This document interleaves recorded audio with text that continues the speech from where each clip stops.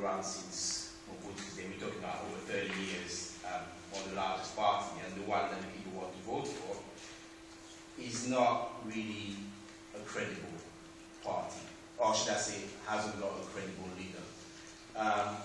The reason being is that if they wanted to make a change at the moment, especially last year, when things were ever so crucial in Congo, when you had people willing to face tanks, people, an entire army, to say, no, we've had enough. They took on the stadium, which was blocked by a truck, to say on 27th of December, today we want to put our president out there. During that time, even though the leader himself, he had no army, he had no army in terms of the military term, he had the greatest army in the world, which was the people. And he told the people, keep calm and carry on. And to me, as much as I love my people, it's not for the greater good of the country. It was more for the greater good of himself and his political career. He said to the people who are that being listened, see, I can keep them calm. I'm the guy. He told them, today we take that guy out. And we saw, I mean, I'm not saying that Egypt is in a great situation, but that would have essentially been the situation. The guy would have had no choice. But he didn't do that. So for that, to me, that opposition is not credible. Having said so, I'm not saying that the entire opposition is not credible. There's a few people out there that work really hard. For example, I give a guy that I often looked at, Mr. Katumbi, which is the governor of the province in Kasai. He's not perfect, but he's shown in his province what good leadership can achieve by having built schools, improved the level of his people, and taken a team of football made out of semi-professional in Congo, because unlike here where David Beckham earns more than my yearly wages in a month, in the DRC, a full-time footballer for the national team has to have another job because he can't make money out of living. He took his own personal team and made it go to the final of the Club Cup. And that's the first time in history that an African team got there against AC Milan. They may have lost 2-0, but that's the first time in history in the country at war with low wages. He showed what's achievable. So there are people out there that can bring a solution, but they're just not the one that the people are going for at the moment.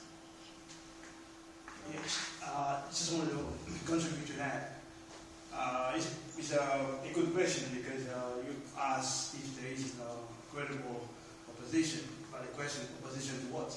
We'll begin from there. Opposition to what? To Kabila, to Kagame, to Museveni, to Obama, to Cameron, or to capitalists, IMF, to what? There is no opposition to imperialism as such in the Congo in terms of the main organizations. All organizations that are in the Congo, they are all alternative. Lumumba, in fact, called them the alternative. They're just there to take over from Kabila in case imperialism, is open to them. What the people in the Congo need, in fact, what all of us need basically to deal with is Congo is what Karmas referred to as what primitive accumulation is there to provide capital that is not coming from capitalism to keep capitalism going. That's why there is rape and theft of content. Think about it. Just think about it. If we were paying just for the iPhones, the Xboxes, I don't have to be here working under the code of web of England. I will go home.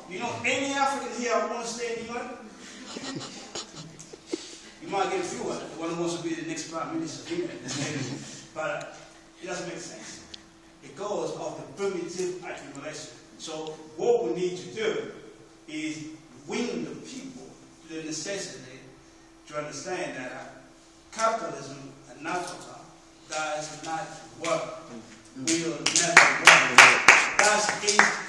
I'm saying this because you students, your brain's muscles are ready to engage in any political discussion, any study that needs to be done. You can do it. You're young and you've got space to do it. So you should deal with all the concepts that most of the ordinary people who are beaten down by the system, they've got time to read as many books as you do. You can. So you tell you, because the future belongs to who? To the young people have to take the future in their hands. Nobody's going to give it to you.